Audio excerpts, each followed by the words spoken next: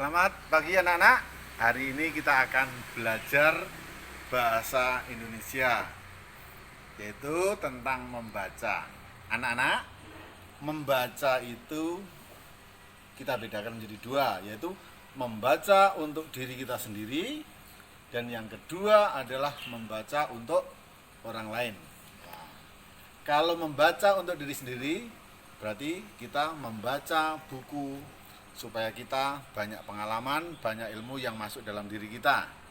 Sedangkan kalau membaca untuk orang lain, berarti membaca itu harus ada komunikasi dengan orang lain. Seperti kalian bicara dengan teman, berarti ada komunikasi dua arah. Nah, membaca untuk orang lain, contohnya misalnya anak-anak kalau yang aktif di gereja, itu membaca kitab suci atau menjadi lektor, itu membaca untuk orang lain, maka harus ada hal-hal yang diperhatikan. Yang pertama, lafal. Lafal itu ucapan, vokalnya. Yang kedua adalah intonasinya atau tinggi rendahnya. Oke? Sekarang Pak Guru akan memberi contoh tentang membaca untuk orang lain. Ingat anak-anak, yang harus diperhatikan adalah satu, lafalnya, ucapannya harus jelas.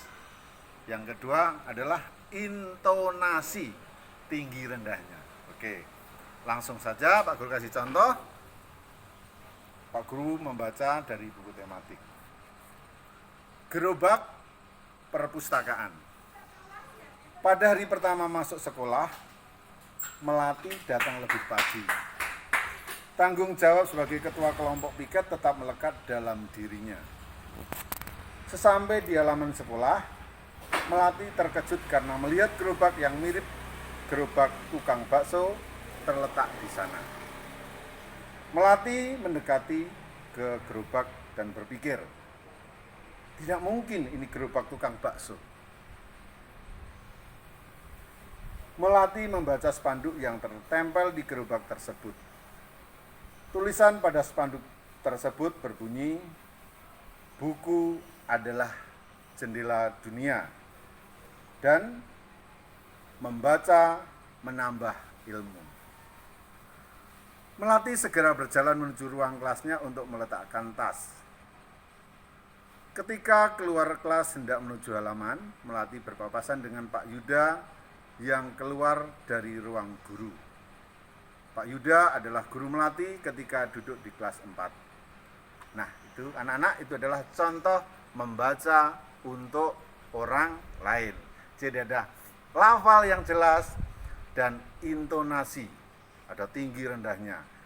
Itu hanya salah satu dari paragraf.